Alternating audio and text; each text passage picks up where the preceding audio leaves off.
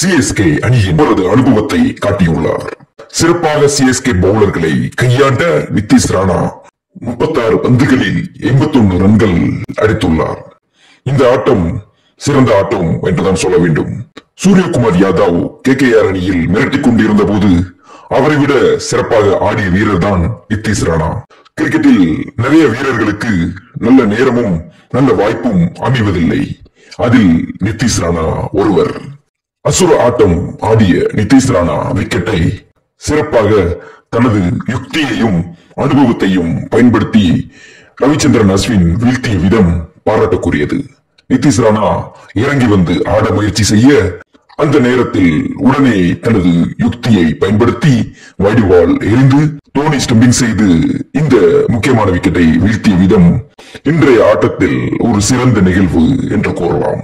இரண்டாவது பாதியில் சிஎஸ்கே அணி பவுலர்கள் சிறப்பாக செயல்பட்டார்கள் என்றுதான் சொல்ல வேண்டும்.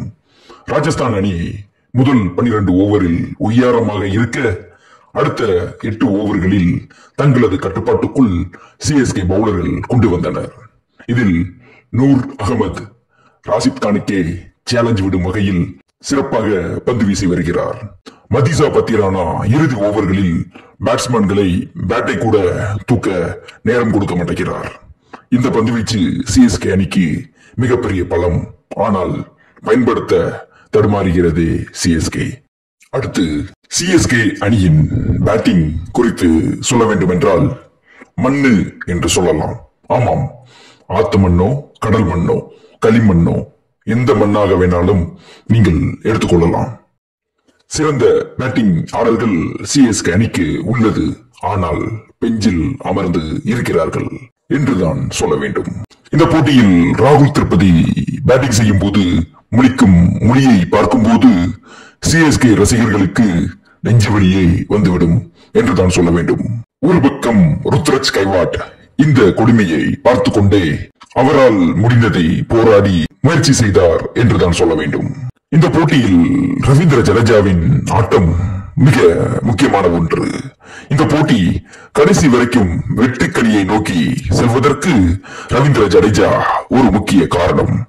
இறுதியில் வெற்றிக்கனியை பெற்றுக் கொடுக்க நம்ம தல தோனி களத்தில் வந்துவிட்டார் என்று நினைத்தோம். ஆனால் அவருக்கு வயசு ஆகிவிட்டது என்றுதான் சொல்ல வேண்டும். ஆனால் சிறப்பாக அவரால் முடிந்த முயற்சியை செய்தார் என்றுதான் சொல்ல வேண்டும்.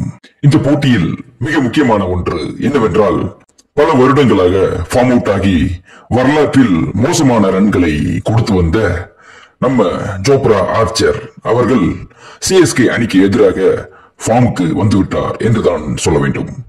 அவர் ஃபார்முக்கு வந்தாரா அல்லது சிஎஸ்கே அணி அவ்வளவு வீக்கா என்று கடவுளுக்கு தான் தெரியும். அடுத்தபடியாக ராஜஸ்தான் அணியின் வெற்றிக்கு நிதிஷ் ராணா ஆட்டம் எவ்வளவு முக்கியமோ அதே போல சுழற்பந்து வீச்சாளர் கசரங்காவின் பவுலிங் மிக முக்கியமானது. அவர் வீழ்த்திய 4 விக்கெட்டுகள் சிஎஸ்கே அணியின் வெற்றிக்கனியை பறித்தது என்றுதான் சொல்ல வேண்டும். இவரும் பல வருடங்களாக ஃபார்ம் அவுட் ஆகிய வீரர். இவரும் நம்ம சிஎஸ்கே அணியுடன் ஃபார்முக்கு வந்துவிட்டார் என்றுதான் சொல்ல வேண்டும். சிஎஸ்கே அணியின் நிலையை பார்க்கும்போது பரிதாபமாக உள்ளது. ஆனால் அதைவிட சிஎஸ்கே ரசிகர்களாகிய நாம் பரிதாபமாக உள்ளோம். ஏனென்றால் நம்மளுடைய நண்பர்கள் மும்பை இந்தியன்ஸ் RCB நம்மளை வச்சு செய்கிறார்கள் அல்லவா. சிஎஸ்கே அணி முக்கியமாக பேட்டிங் ஆர்டரை கவனிக்க வேண்டும். இன்னும் பாடம் கற்றுக்கொள்ளவில்லை என்றால் என்ன சொல்வது? தோனி கேப்டனாக இருந்திருந்தால் இப்படி கொண்டு செல்வாரா? ருத்ராஜ் கைவாட்டுக்கு தடையாக இருப்பது யார்? ருத்ராஜ் கைவாட்டை செயல்படாமல் பார்த்துக் கொள்கிறார்களா என்றுதான் புரியவில்லை. சீக்கிரம் சிஎஸ்கே அணியில் இருக்கும் அரசியலை உடைத்து ருத்ராஜ் கைவாட் சிறந்த கேப்டனாக கொடிகட்டி பறக்க வாழ்த்துக்கள். இப்போது நான் உங்கள் தூள்பாஸ் இந்த விவாதத்தை முடித்துக் கொள்கிறேன்.